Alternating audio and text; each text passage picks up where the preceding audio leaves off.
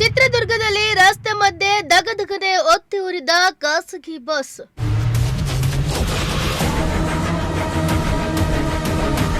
Bus ಕೆಳಭಾಗದಲ್ಲಿ ಸಿಲುಕಿಕೊಂಡ bike ಸವಾರ ಸ್ಥಳದಲ್ಲೇ ಸಾವು.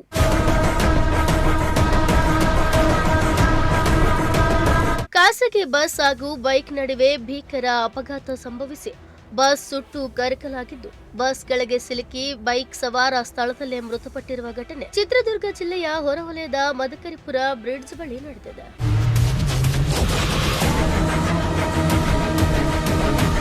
ಮೃತ ಬೈಕ್ ಸವಾರನನ್ನ ಬಚ್ಚಬೋರನಹಟ್ಟಿ ನಿವಾಸಿ ರಮೇಶ್ ಎನ್ನಲಾಗಿದೆ. 40ಕ್ಕೂ ಹೆಚ್ಚು ಪ್ರಯಾಣಿಕರು ಇದ್ದಂತಹ ಗಣೇಶ್ ಟ್ರಾವೆಲ್ಸ್ ಖಾಸಗಿ ಬಸ್ ದಾವಣಗೆರೆ ಕಡೆಯಿಂದ ಬೆಂಗಳೂರು ಕಡೆಗೆ ಪ್ರಯಾಣಿಸುತ್ತಿತ್ತು. ಈ ವೇಳೆ ಬೈಕ್ ಹಾಗೂ ಬಸ್ ನಡುವೆ ಅಪಘಾತ ಸಂಭವಿಸಿದ್ದು, ಸ್ಥಳದಲ್ಲೇ ಬೈಕ್ ಸವಾರ ರಮೇಶ್ ಕೊನೆಯುಸಿರೆಳೆದಿದ್ದಾರೆ.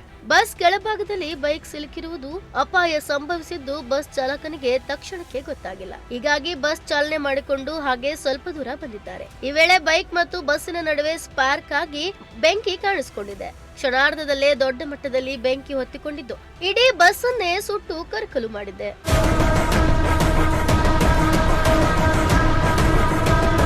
ಇನ್ನು ಬೆಂಕಿ ಕಾಣಿಸಿದ ತಕ್ಷಣವೇ ಪ್ರಯಾಣಿಕರೆಲ್ಲರೂ ಬಸ್ನಿಂದ ಹೊರಬಂದಿದ್ದರಿಂದ ಪ್ರಾಣಾಪಾಯದಿಂದ ಪಾರಾಗಿದ್ದಾರೆ. ಬೆಂಕಿಯ ಕೆನ್ನಾಲಿಗೆಗೆ ಖಾಸಗಿ ಬಸ್ ನಡು ರಸ್ತೆಯಲ್ಲೇ ದಗದಗ ಉರಿದಿದೆ. ಈ ಕುರಿತು ಮಾಹಿತಿ ತಿಳಿಯುತ್ತಿದ್ದಂತೆ ಕೂಡಲೇ ಸ್ಥಳಕ್ಕೆ ಅಗ್ನಿಶಾಮಕ ಸಿಬ್ಬಂದಿ ಭೇಟಿ ನೀಡಿ ಬೆಂಕಿ ನಂದಿಸಲು ಹರಸಾಹಸ ಪಟ್ಟರು. ಚಿತ್ರದುರ್ಗ ಎಸ್ಪಿ ರಂಜಿತ್ ಕುಮಾರ್ ಬಂಡಾರು ಭೇಟಿ ನೀಡಿ ಸ್ಥಳ ಪರಿಶೀಲಿಸಿದರು. ಚಿತ್ರದುರ್ಗ ಗ್ರಾಮಾಂತರ ಠಾಣಾ ವ್ಯಾಪ್ತಿಯಲ್ಲಿ ಪ್ರಕರಣ ದಾಖಲಾಗಿದೆ. ವೆಂಕಟಚಲಪತಿ, ಪ್ರಜಾಶಕ್ತಿ ಟಿವಿ, ಚಿತ್ರದುರ್ಗ.